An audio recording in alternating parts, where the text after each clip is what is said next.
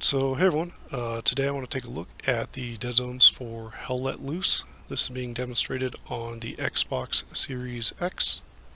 Starting with the movement, we have a 20% axial dead zone, and because of the inner square shape, you have to move further in the diagonals before you start seeing any movement occur. And since axial dead zones apply all across each axis, these create zones where diagonal movement is restricted. So in this case, you'll be moving perfectly forward, perfectly backward, perfectly right, and perfectly left. You only start seeing diagonal movement occur until you once you break out of these axial dead zones and to these green regions. For movement, we can demonstrate this by using the edge of this building. So if we align right here, move back within this dead zone, you can see that we're staying pretty well aligned. There is some weapon sway, but once we move into this green region, you can see that we're slowly deviating from it.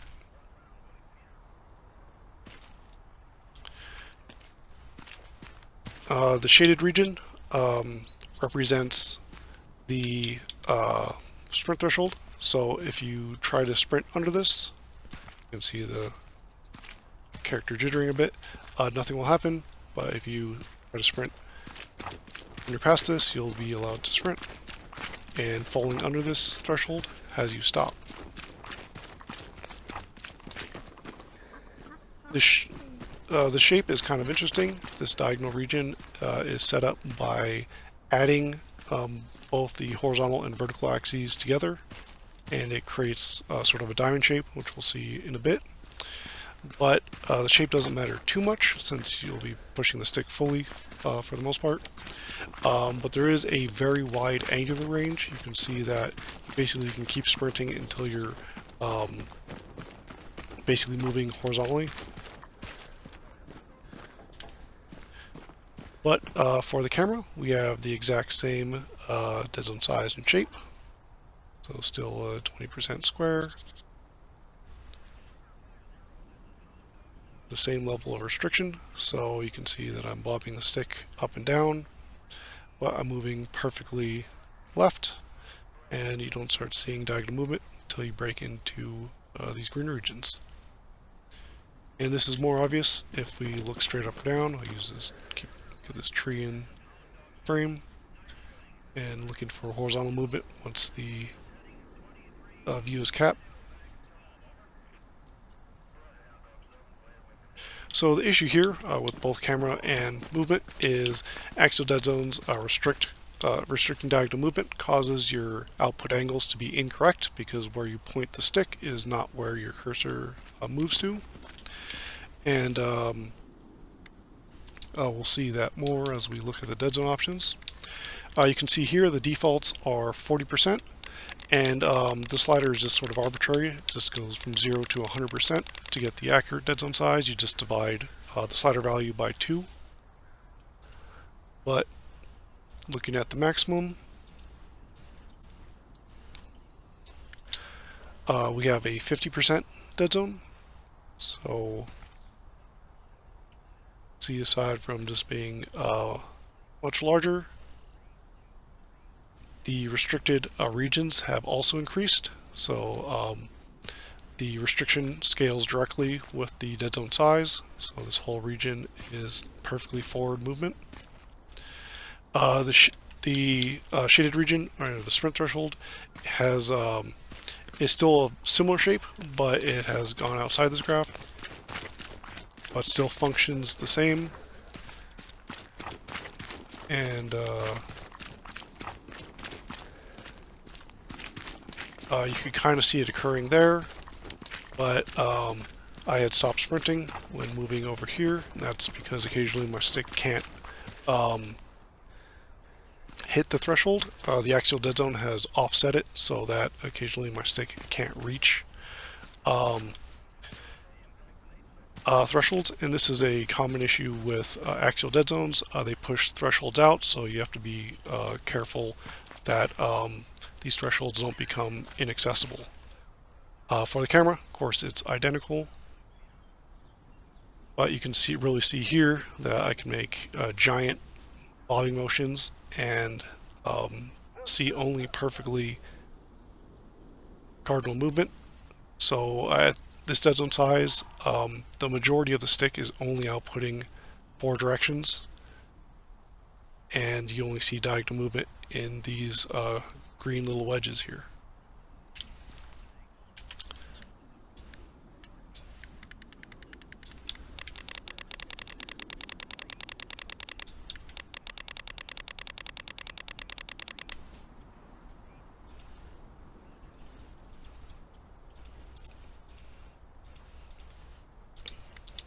Looking at the smallest dead zone size, we have 0%, and you can see that both the camera and character movement begin with any stick movement, and you have full diagonal movement because there's no axial dead zone remaining to restrict any. And you can see the sprint threshold is at least the perfect top half of a diamond. So the axial dead zone kind of stretches it out and creates that flat top, but without that we have a clear point.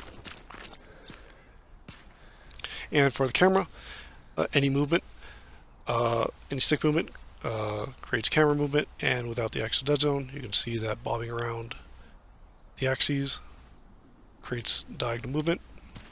And if we use this tree again as a reference, we can see that occurring around the horizontal axis.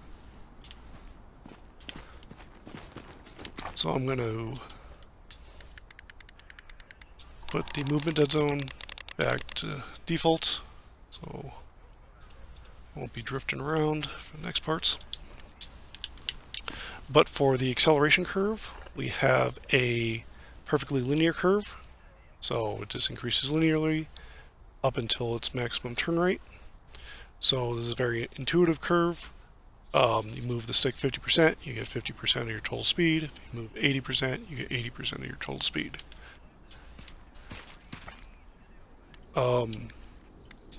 As far as sensitivity, by default, at 50%, your turn speed is about 150 degrees per second, which is what this looks like. And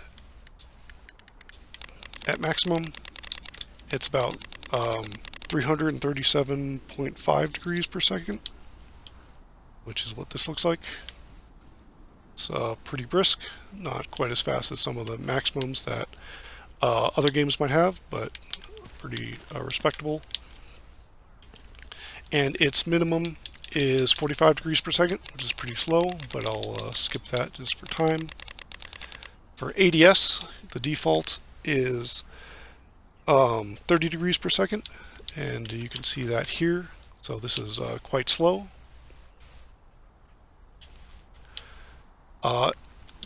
And both the horizontal and vertical axes are the same, and the ADS sensitivity is completely independent of the hipfire sensitivity, so you can change these values, but the ADS will be are completely separate from that. But the maximum ADS turn speed is, well, actually it should be up to 225, but if we increase this, the ADS curve is actually also still linear, except when it passes a certain sensitivity threshold. So when you raise it higher, the sensitivity is capped. So actually the ADS sensitivity can't go higher than 112.5 degrees per second, and anything higher than that will be cropped, and that essentially creates an outer dead zone. So at maximum turn speed, this makes it so that your sensitivity caps at 50%. You can see that I'm moving at 50% right here, and you can see that, you know, you have your gradient of speed from here to here. But you can see that if I move further, there's no change. I should, you know, double my speed by making this movement, but nothing happens. And so this changes gradually, so depending on how much faster you have the set.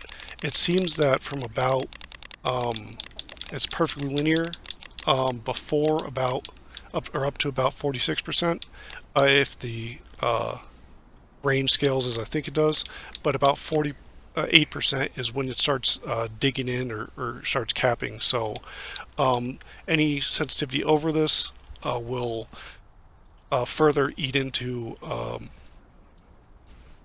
or will cap it so that the remaining stick range is wasted.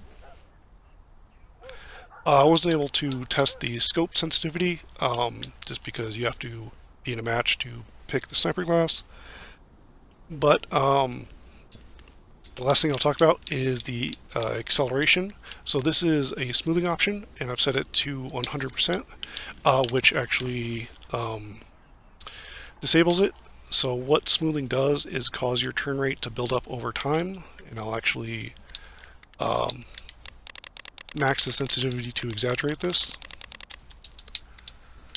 So you can see that when I change stick direction, it changes immediately. And you can see if I make these circles, it's very fast and making pretty large circles.